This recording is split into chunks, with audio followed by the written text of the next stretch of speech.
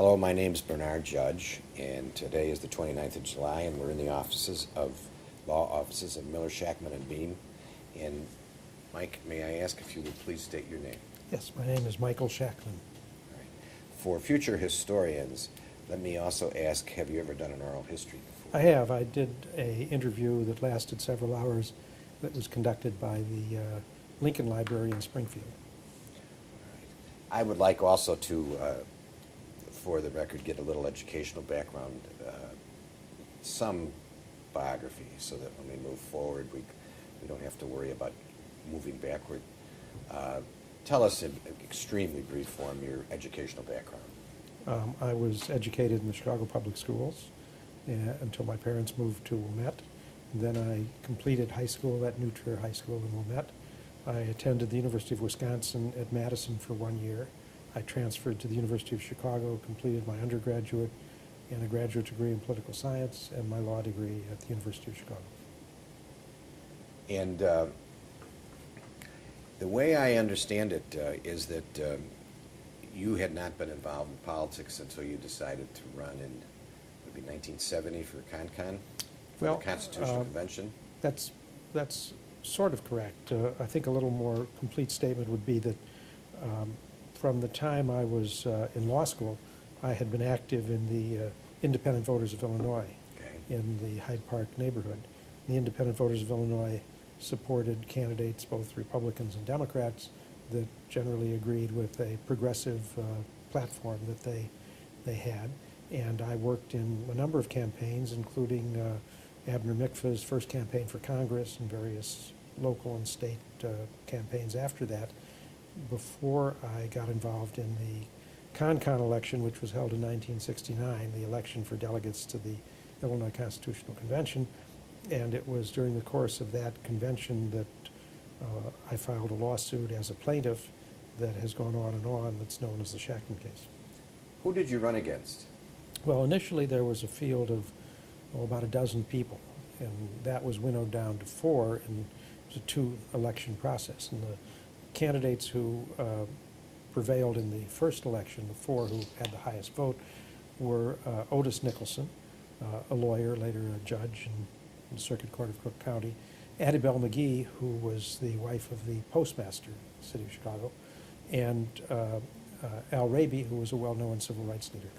And of those 4, the 2 who won were Raby and Nicholson. I was 3rd and McGee was 4th. And but you at that point, it was in your mind that you had been denied an equal opportunity because of the patronage system in Chicago that demanded that people work for the chosen candidates or lose their jobs. Right. The lawsuit was filed during the election, but all that happened during the election campaign in the fall of 1969 was that the lawsuit was dismissed and an appeal was taken that wasn't resolved for a couple of years. But basically you've got the correct theory. It was that when a political organization required public employees to do political work and make financial contributions in order to get jobs or keep jobs, and then use that, if you will, that army of political workers or patronage workers to campaign against candidates not supported by the organization and to campaign for organization candidates, it amounted to violation of the equal protection laws and the post-Civil War civil rights laws, because it amounted to a public subsidy to one faction or party in an election to the detriment of all other parties and factions. Lots of lawsuits are brought because similar lawsuits have been filed elsewhere. This was a very different type of attack on the patronage system, the way I understand it. Had there been other individuals taking this tack that you did? Yes and no. The idea behind the lawsuit came from a classmate of mine from law school, Dick Johnson, C. Richard Johnson. And Dick had been following the case law that had been developing in the 1960s that recognized that independent political parties and independent political candidates were entitled to an equal chance in the electoral process. And these typically arose in number of signatures required to get on the ballot or some other similar requirement.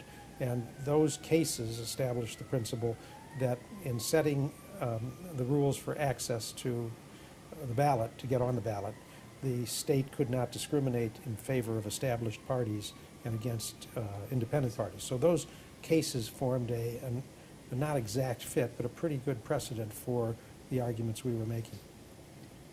I mean, it's funny that Al Raby was a winner, and I don't think he'd ever identify himself as being part of the political machine in Chicago. I mean, that's just a curiosity. Well, I think this Con election brought a lot of people into the electoral process as candidates who neither before nor after ran for public office, and I think it was a big plus that it brought in a new crop of people, including Al Raby. Okay. And at the time that you filed suit, there was other, you were in the firm that now is Miller Shakman being, but there were people in that firm who didn't think it was a very good idea to try to, they saw that minimal chance of victory. Well, I think most people thought that the lawsuit was a long shot. Nobody discouraged me, and in fact, I got lots of positive encouragement from people in the firm, more senior than I, very positive and helpful, in fact. None more so than I might mention Robert Plotkin, who was then a partner in the firm, later went off and did his own thing as a principally a securities and class action litigator.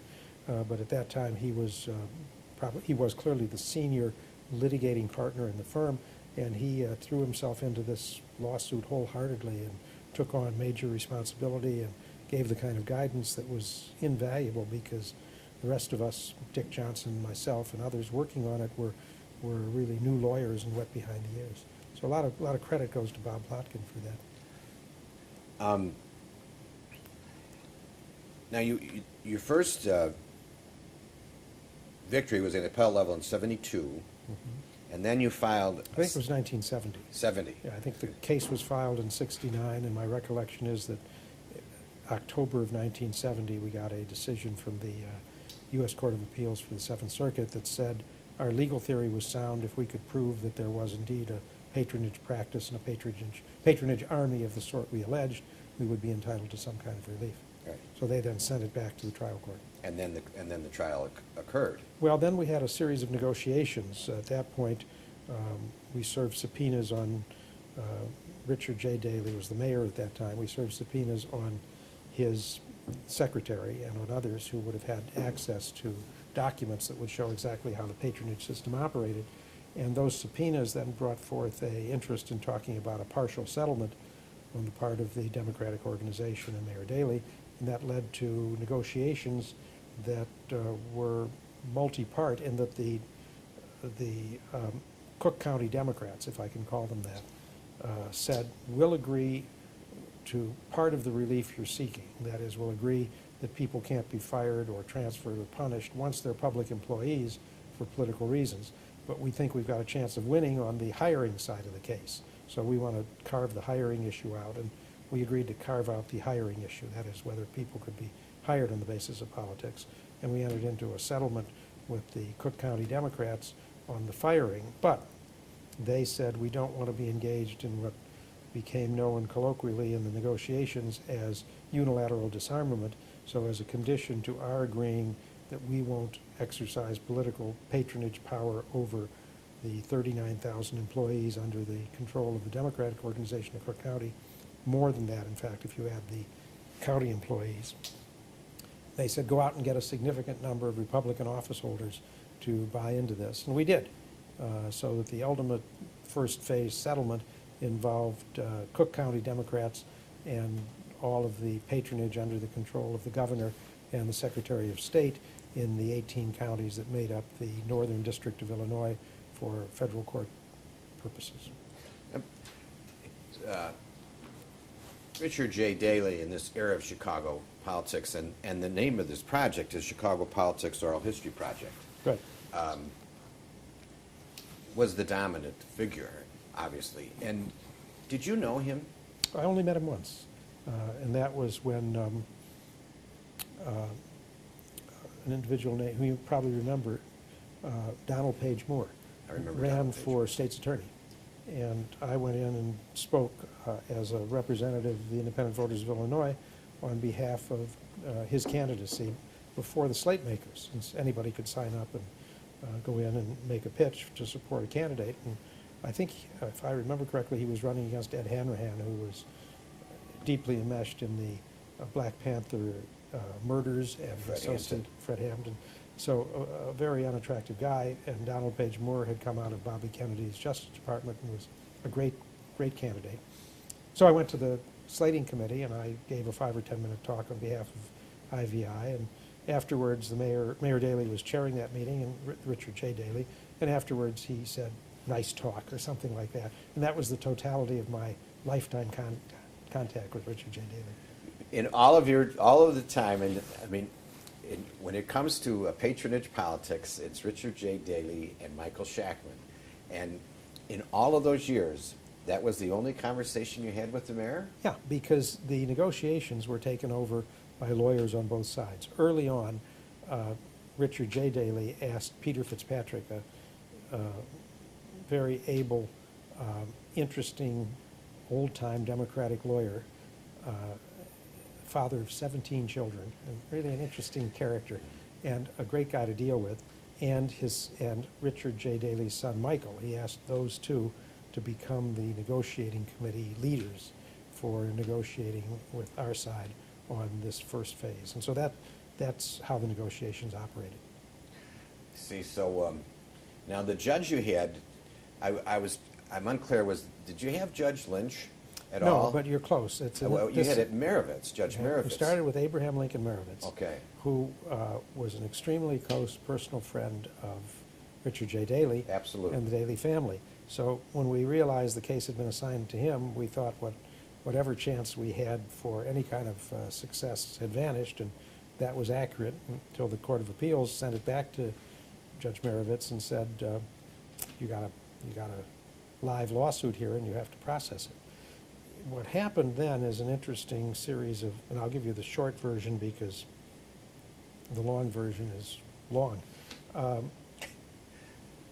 For a couple of years, Judge Marovitz presided over the settlement negotiations, and the first phase of the settlement was entered, the one entered in 1972, sometimes referred to as Shakman 1, which said no political firing or the like. After that, an issue arose concerning enforcing that decree. And when we went into court to enforce it against somebody on some issue, Marovitz came up with a theory that you had to show something, and I don't remember the precise details anymore, but you had to make a showing of proof that went far beyond what the first decree said.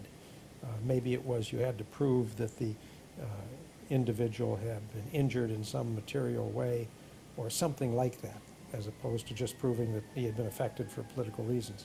So we thought that Marovitz was essentially undoing the deal we'd made with the Democrats. Yes. And during the course of the negotiations, of course, we knew, because Marovitz made no secret of it, of his talking to Mayor Daley about the lawsuit that he was presiding over. Not a proper process of talking to one of the parties. And in particular, he said, you know, I went to the Bears game, a particular Chicago Bears game, with Mayor Daley, and we talked about the lawsuit. So Robert Plotkin... He said that. Yeah, he said that. So, in casual conversation. Yes. So Robert Plotkin, the lawyer I mentioned who spearheaded this early effort, filed a motion before Judge Marovitz that he disqualify himself, yes, and attached his affidavit that described that conversation in which Marovitz had acknowledged that he had talked to Daley. And Marovitz was furious. He said, I'm denying your motion, this is outrageous, I'm denying your motion to disqualify myself, but I'm voluntarily withdrawing from this case. So it accomplished our objective, and it was then reassigned to Bernard Decker. And as bad as Marovitz was, Decker was good. He was a Republican from Waukegan who had zero investment in the Chicago patronage system, yes, and knew it was bad, knew it was evil. So he became a very effective judge to have in this case.